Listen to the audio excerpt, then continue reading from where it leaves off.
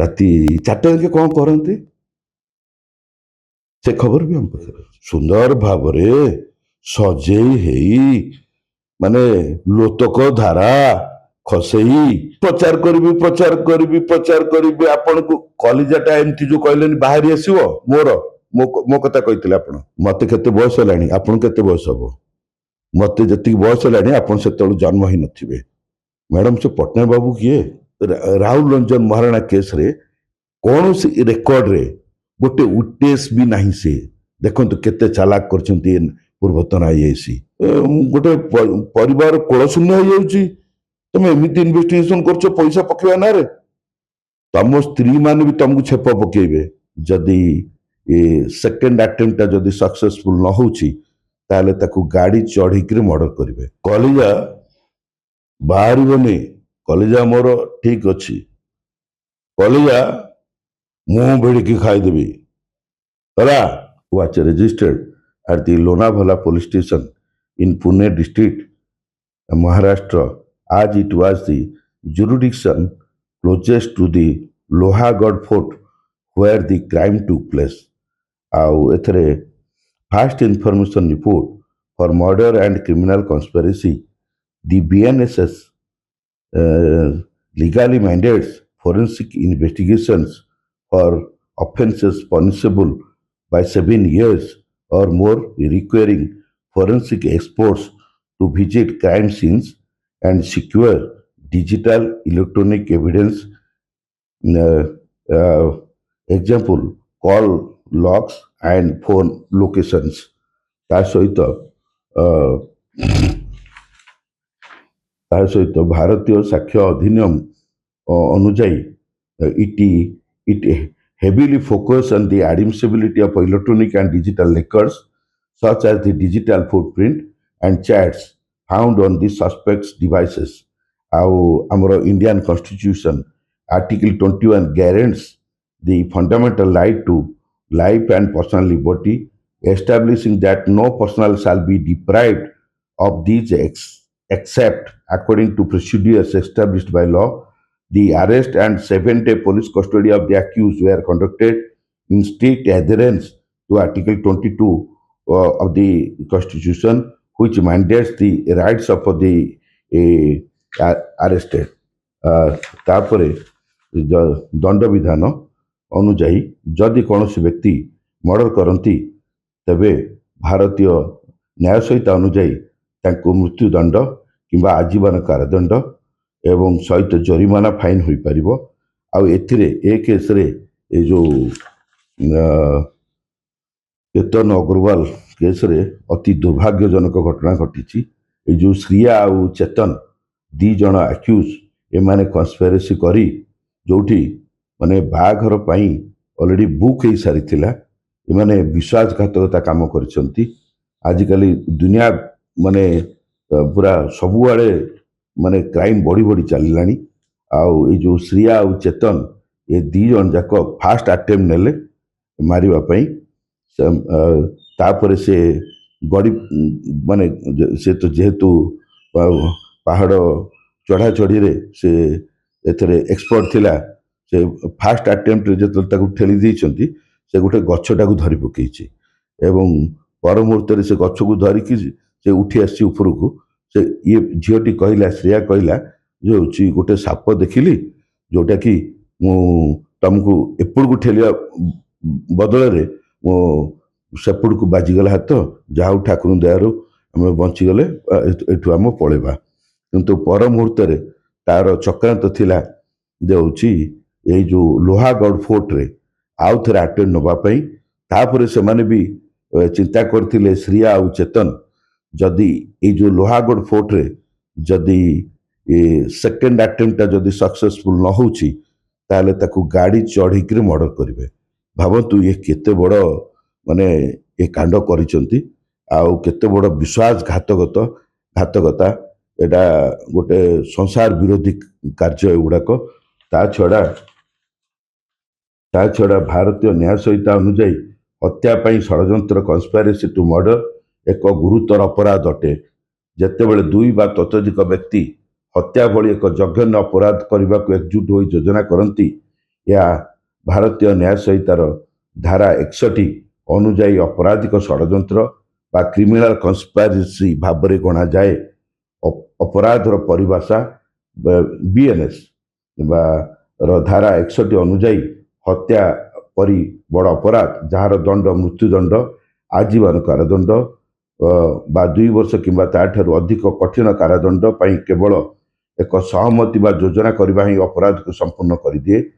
ଦଣ୍ଡ ବିଧାନ: ଯେଉଁ ବ୍ୟକ୍ତି ହତ୍ୟା ଭଳି ମହାଅପରାଧ କରିବାକୁ ଷଡ଼ଯନ୍ତ୍ର କରନ୍ତି ସେମାନଙ୍କୁ ସିଧାସଳଖ ହତ୍ୟାକାରୀଙ୍କୁ ସହଯୋଗ ଆବେଟମେଣ୍ଟ କରିଥିବା ବ୍ୟକ୍ତି ଭାବେ ବିଚାର କରାଯାଏ। ତା ସହିତ ଯଦି ଷଡ଼ଯନ୍ତ୍ର ପରେ ବାସ୍ତବରେ ହତ୍ୟାକାଣ୍ଡ ଘଟେ ତେବେ ଷଡ଼ଯନ୍ତ୍ରକାରୀଙ୍କୁ ହତ୍ୟା ଅପରାଧ ପାଇଁ ଧାରା 103(1) ଆଉ ଅନୁଯାୟୀ ମୃତ୍ୟୁଦଣ୍ଡ କିମ୍ବା ଆଜୀବନ କାରାଦଣ୍ଡ ସହିତ ଜରିମାନା ଦଣ୍ଡରେ ଦଣ୍ଡିତ କରାଯାଇପାରେ।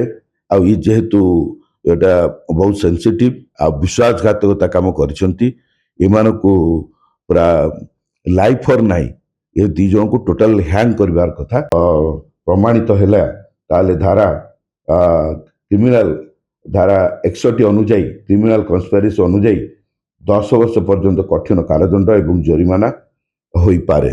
ତେଣୁ ଏଇ ଯେହେତୁ ଗୋଟେ ଗୋଟେ ମହା ଅପରାଧ କାଣ୍ଡ କରିଛନ୍ତି, ମଣିଷକୁ ମାରୁଛି, ତେଣୁ ଏଟା ହଉଛି ଅତି ଜଘନ୍ୟ କାଣ୍ଡ।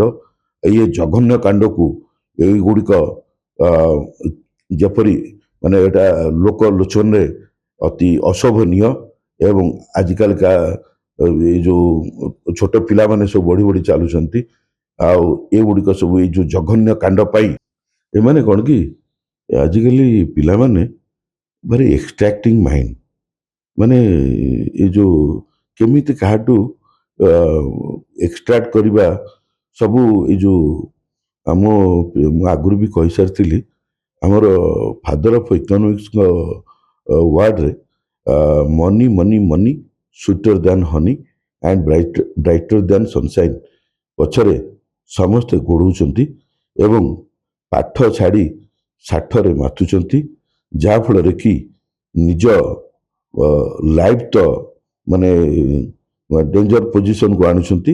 ତା ସହିତ ଯେଉଁମାନଙ୍କ ସାଥିରେ ମିଶୁଛନ୍ତି ସେମାନଙ୍କ ସହିତ ମଧ୍ୟ ମାନେ ବିଶ୍ୱାସଘାତକତା କାମ କରୁଛନ୍ତି। ଏବଂ ଦେଖନ୍ତୁ ଗୋଟେ ଭଲ ପିଲାଟିକୁ କେତନ ଅଗ୍ରୱାଲ, ସିଏ ବି ତାଙ୍କ ଫ୍ୟାମିଲି ବି ବହୁତ ହାଇ ଷ୍ଟାଟସର ଆଉ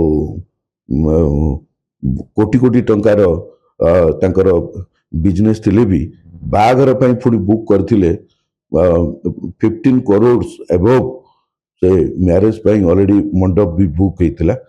କିନ୍ତୁ ଦେଖନ୍ତୁ କେମିତି ବିଶ୍ୱାସଘାତକତା କାମ କଲେ ଏଇ ଯୋଉ ଶ୍ରିୟା ଆଉ ଚେତନ, ଏମାନେ ପରେ ଆଡମିଟ୍ କଲେ ଯେ ଯଦି ସେକେଣ୍ଡ ଆଟେମ୍ପ୍ଟରେ ଆମେ ଯଦି ପାରିନଥାନ୍ତୁ ବା ତାକୁ ମର୍ଡର ନ କରି ପାରିଥାନ୍ତୁ, ଆମେ ପରେ ତାକୁ ଗାଡ଼ି ଚଢ଼େଇ ମାରି ଦେଇଥାନ୍ତୁ ବା ସେମାନେ ସେକେଣ୍ଡ ଆଟେମ୍ପ୍ଟଟାକୁ କହିଥାନ୍ତେ ଯେ ହଉଛି ସେ ପାହାଡ଼ ଉପରୁ ଆମେ ଚେଷ୍ଟା କରୁଥିଲା। ଆଜ୍ଞା ସେ ଧନ୍ୟ, ସେ ଆଇଆଇସି ପୂର୍ବତନ ଆଇଆଇସି ନାୟକ ବାବୁଙ୍କୁ ଧନ୍ୟ ଆଜ୍ଞା, ସେ ନାୟକ ବାବୁଙ୍କ ପାଇଁ ମାନେ କେସ୍ଟି ପୁରାଇ ଆମେ ବି ସବୁ ତାଙ୍କ ପ୍ୟାରେଣ୍ଟସ୍ ଲିଗାଲ ଗାର୍ଡିଆନ୍ ସବୁ ଯାଇଥିଲୁ ଏବଂ ଆମେ ବି ମଧ୍ୟ ସେତେବେଳେ ସବୁ କଥା କହିଥିଲୁ। ଆଉ ଏଥିରେ ଲିଗାଲ ଗାର୍ଡିଆନ୍ସ ମାନେ ବି କହିଥିଲେ, ନାଁ ସବୁ କହିଥିଲେ ଏବଂ ଏଇ ଯୋଉ ପୂର୍ବତନ ଆଇଆଇସି ମାନେ ଏଇ ଜଷ୍ଟ ଚାର୍ଜସିଟ୍ ପକେଇବାର 15 ଦିନ 20 ଦିନ ପୂର୍ବରୁ ମାନେ ପାଖରେ ଆଉ ଜମା ଧରାଛୁଆଁ ଦେଲେନି। ଆଉ ମାନେ ପର ମୁହୂର୍ତ୍ତରେ ସେଇ ଯୋଉ ତାଙ୍କର ଜଣେ ମ୍ୟାଡାମ କିଏ ସେ ଚାର୍ଜସିଟ୍ ଆସିବାର 15 ଦିନ ପୂର୍ବରୁ ଇଏ ପୁରା ମିଡ଼ିଆରେ ଆସିକରି ଟୋଟାଲ ପରିବାରକୁ ଧୋଇଲେ ଏବଂ ପର ମୁହୂର୍ତ୍ତରେ ମତେ ବି, ମୁଁ ଯେହେତୁ ଏ କ୍ରିମିନାଲ କେସ୍ଟିକୁ ନେଇଛି ଏବଂ କଣ୍ଡକ୍ଟିଂ ଆଡଭୋକେଟ ଅଛି, ମତେ ବି ମୋ ନାଁରେ ଗୋଟେ ମିଛ ଅପପ୍ରଚାର କରେଇଲେ ଏବଂ କଣ ଜଣେ ମ୍ୟାଡମଙ୍କ ନାଁକୁ ମତେ ପୋଷ୍ଟ କରେଇଲେ ଫେସବୁକରେ ଏବଂ ୟୁଟ୍ୟୁବରେ ବି ପୋଷ୍ଟ କଲେ, ଯେ ହଉଛି ବହୁତ କଥା କହିଛନ୍ତି। ଆପଣ ମ୍ୟାଡ଼ାମ ଆପଣ ଯେତେବେଳେ ମତେ କେତେ ବୟସ ହେଲାଣି ଆପଣଙ୍କୁ କେତେ ବୟସ ହବ ମତେ ଯେତିକି ବୟସ ହେଲାଣି ଆପଣ ସେତେବେଳେ ଜନ୍ମ ହେଇନଥିବେ ମ୍ୟାଡ଼ାମ ସେ ପଟ୍ଟନାୟକ ବାବୁ କିଏ ପଟ୍ଟନାୟକ ବାବୁ ଆଉ ତାଙ୍କ ଡାକ ନା ଏସ୍ ଏକଥା ବି କହିଦଉଛି ଆପଣ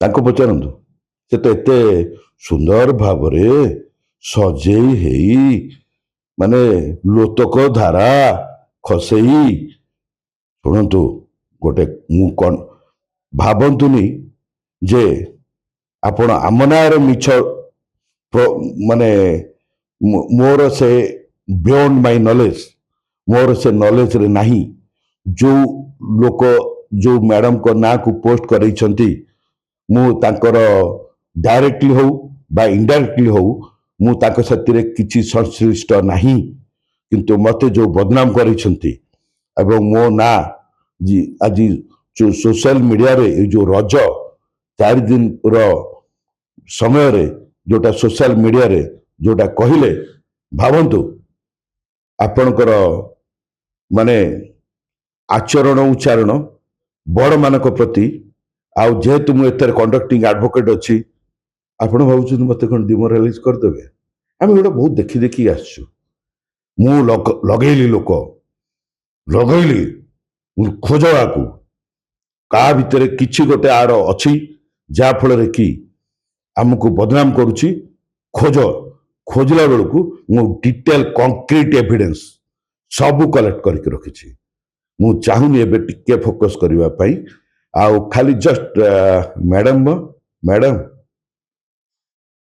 ଏଇ ପଟ୍ଟନାୟକ ବାବୁ ଆଉ ଡାକନା ଏସ୍ ଏ ଯେମିତି ଶ୍ରିୟା ଚେତନ କେସ୍ ହେଇଛି ଏ ଯୋଉ ଆକ୍ୟୁଜ 2 ଜଣ ଅଛନ୍ତି ଆପଣ ମାନେ ପ୍ରି ପ୍ଲାନ କରି ରାହୁଲ ରଞ୍ଜନ ମହାରାଣାକୁ ପୂର୍ବତନ ଆଇଆଇସିଙ୍କର ନଲେଜରେ ଥାଇ ଏ କାଣ୍ଡ ଭିଆଇନାହାନ୍ତି ତ ଏ ଯୋଉ ପୂର୍ବତନ ଆଇଆଇସି ଯୋଉ ନାୟକ ବାବୁଙ୍କୁ ଇମିଡିଏଟଲି ମୁଁ ରିକ୍ୱେଷ୍ଟ କରୁଛି ଆମର ସିପି ମହୋଦୟଙ୍କୁ ସିପି ମହୋଦୟ ହଉଛନ୍ତି ଆମର ସମସ୍ତଙ୍କର ସାହାବ ତେଣୁ ସାହାବଙ୍କୁ ମୁଁ ଅନୁରୋଧ କରୁଛି ଏ ନାୟକ ବାବୁଙ୍କ ପ୍ରତି ଦୃଢ କାର୍ଯ୍ୟାନୁଷ୍ଠାନ ଗ୍ରହଣ କରାଯାଉ ଏବଂ କ୍ରିମିନାଲ କନ୍ସପାରେସିର ଗନ୍ଧ ପୁରା ବାରି ହଉଥିଲା ଏବଂ 61 ବିଏନଏସ୍ ସେ ନିଜେ ବି କହିଥିଲେ ଯେ ହଉଛି ମୁଁ ସମସ୍ତଙ୍କୁ ତଦନ୍ତ ଘେରକୁ ଆଣିବି ଚାର୍ଜସିଟେଡ ୱିଟନେସେସ୍ ଚାର୍ଜସିଟେଡ ଆକ୍ୟୁଜ କରିବି କିନ୍ତୁ ଏ ଯୋଉ ରାହୁଲ ରଞ୍ଜନ ମହାରାଣା କେସରେ କୌଣସି ରେକର୍ଡରେ ଗୋଟେ ୱିଟନେସ୍ ବି ନାହିଁ ସେ ଦେଖନ୍ତୁ କେତେ ଚାଲାକ କରିଛନ୍ତି ପୂର୍ବତନ ଆଇଆଇସି ମାନେ ଗୋଟିଏ ଏଭିଡେନ୍ସ ବି ରଖିନାହାନ୍ତି ସାକ୍ଷୀ ହିସାବରେ ବି ରଖିନାହାନ୍ତି କୌଣସି କାଗଜରେ ଗୋଟେ ଦସ୍ତଖତ ରଖିନାହାନ୍ତି କିନ୍ତୁ ଏ ସବୁ ଗୋଟେ ଚକ୍ରାନ୍ତ କରିକି ମୋ ମ୍ୟାଡମ ସେ ପଟ୍ଟନାୟକ ବାବୁ କିଏ ଆପଣ ଭାବୁଛନ୍ତି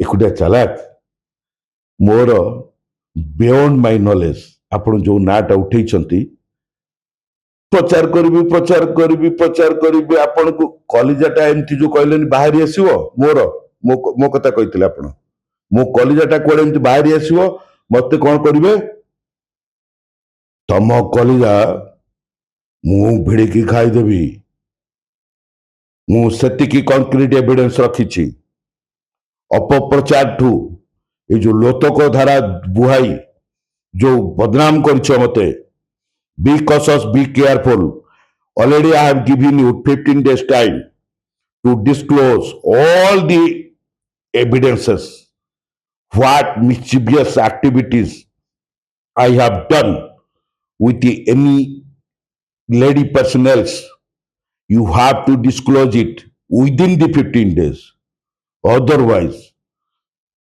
as per the procedure of the law ବୁଝିପାରିବେନି ଆପଣ କହିଦଉଛି ଆପଣଙ୍କୁ ସେ ପଟ୍ଟନାୟକ ବାବୁ ଆଉ ଡାକ ନା ଏସ୍ ଆଉ ଗୋଟେ ପ୍ୟାକେଟ ସିଗାରେଟ କିଏ ଖାଏ ଆଉ ମୋ ଦାନ୍ତ ତ ଏମିତିଆ ମୋର ଯାହା ଅଛି ନା ତମେ ମତେ ମୋ ମୋ ଶରୀର ପ୍ରତି ଏତେ ଆପଣଙ୍କର ବିବେଚନା କରିବା କାରଣ କଣ? କଲିଜା ବାହାରିବନି, କଲିଜା ମୋର ଠିକ ଅଛି, କଲିଜା ମୁଁ ଭିଡ଼ିକି ଖାଇଦେବି ହେଲା। ବି କସସ୍ ବି କେୟାରଫୁଲ। ମୁଁ ବି ଲୋକ ଲଗେଇଥିଲି ହେଲା। ଏଇ ଯୋଉ କେସରେ, ଏଇ ଯୋଉ କେତନ ଅଗ୍ରୱାଲ କେସ୍ ଭଳି ଏଇ ଯୋଉ ସିଆ ଚେତନ ଯେପରି ଭାବରେ କାଣ୍ଡ ଭିଆଇଛନ୍ତି, ଏ 61 ବିଏନଏସ୍ ପୁରା ଇନଭଲଭମେଣ୍ଟ ଅଛି। ଆଉ ଜାଣି ଶୁଣି ଇନଭେଷ୍ଟିଗେଟିଂ ଅଥରିଟି ଏମାନଙ୍କୁ ପୁରା ଡିଗ୍ରେଡେସନ କରିଦେବା କଥା। ଯେମିତି ଏଏସଆଇ ମଞ୍ଚେଶ୍ୱର ଥାନାରେ, ସେଇ ଥାନାର ଯୋଉ vigilance prevention of corruption act 7 of the PC ଆକ୍ଟରେ ଟ୍ରାପ୍ ହେଲେ ତାକୁ ଇମିଡିଏଟଲି ଚାକିରିରୁ ଡିସମିସ୍ କରାଗଲା। ଏମାନଙ୍କୁ ଚାକିରିରୁ नो डिमोरालाइजेशन टोटाल किछ करवा दरकार नहीं, बा डिग्रेडेशन करवा भी दरकार नहीं।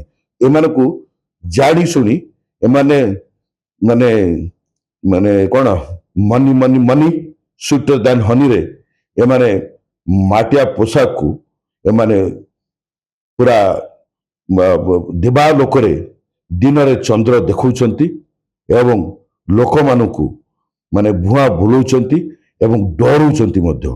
डरैकिरी माने सब बहुत जिनस सप्रेस करुचंती। तेणु मोर अनुरोध सीपी महोदय को आउ मो हृदय प्रणाम जनाऊँ आपण को। आपण को समस्ते साहब बोली डाकती, मु साहब बोली भी आपण को कहूची। एवं माने मोर जेहेतु लीगल गार्डियन को तरफ मु तांकर एडवोकेट अच्छी, कंडक्टिंग एडवोकेट। देखो आपणकर जड़े अथॉरिटी माने प्रॉपर इन्वेस्टिगेशन करनाहांती एवं लीगल गार्डियन को कहवा अनुजाई भी प्रॉपर इन्वेस्टिगेशन कले नहीं, जा फल कि ये गोटे माने आम भी काबा गलु। चार्जसीट देखला नॉट ए सिंगल एविडेंस से मैडम को नहीं, किंतु से कहते मु दरकार पड़े इन्वेस्टिगेशन ओपन करी माने कौन सी खाता खतियाना भी तुम नहीं। आसिक सोशल मीडिया रे दिन रे चंद्र देखो आमको हाँ पुणी मो ना बदनाम कर कौन ना खंडगिरी रे संध्या नामनी से लोक किए हाँ से लोक किए जहाँ कहते पोस्ट करने से लोक किए मैडम मैडम से तुम पोखरी रे पानी पीनी तो मैडम पटनायक बाबू किए ताकू तो आपण पोखरी डाक ना एस मो सिगरेट पैकेट किए टाणे गोटे गोटे सिगरेट पैकेट राति 4टा बेले शोबे दिन 12टा बेले उठे तापर दिन 12टा पर कुआडे कुआडे जाती सब खबर आम पाखे अच्छी।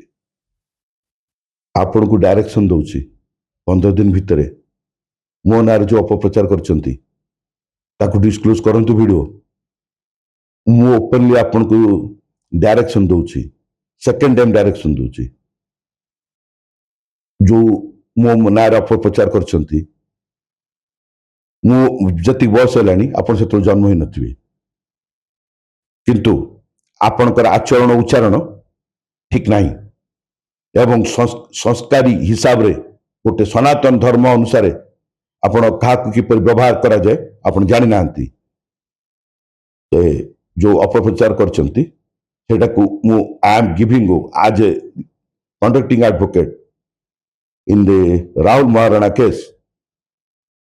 आई am giving direction and giving you suggestion that you have to disclose about what I have done, any mischievous activities with any ladies already you have opened on your own mouth and disclose it as soon as possible before the social media. Madam madam Patna बाबू किए एस किए डाकना एस cigarette गोटे packet किए खाए ଆଉ ବ୍ରାଣ୍ଡେଡ୍ ମଦ ବୋତଲ କିଏ ପିଏ? ମ୍ୟାଡ଼ାମ ରାତି 4ଟା ଯାକେ କ'ଣ କରନ୍ତି ସେ ଖବର ବି ଆମ ପାଖରେ ଅଛି। ମ୍ୟାଡ଼ାମ ରାତି 4ଟାରୁ ଦିନ 12ଟା ଯାକେ ଶୁଅନ୍ତି ନାଇଁ? ଦିନ 12ଟା ପରେ କ'ଣ କରନ୍ତି ଭାବନ୍ତୁନି। ଯେମିତି କହିଛନ୍ତି ମୁଁ ଛାଡ଼ିବା ଜନ୍ତୁ ନୁହେଁ। ମୁଁ ଆଜ ଏ ଆଡଭୋକେଟ ହିସାବରେ ମୁଁ 99 2000 ଆସିଲିଣି। ଆଉ ମୋ ସିନିୟରଙ୍କ ନାଁ ଶୁଣିଲେ ଆପଣ କ'ଣ ଆପଣ ମଉସା ବି 5 ଡୋକ ପାଣି ପିଇବେ। ଆମେ ଫେୟାରରେ କାମ କରୁ।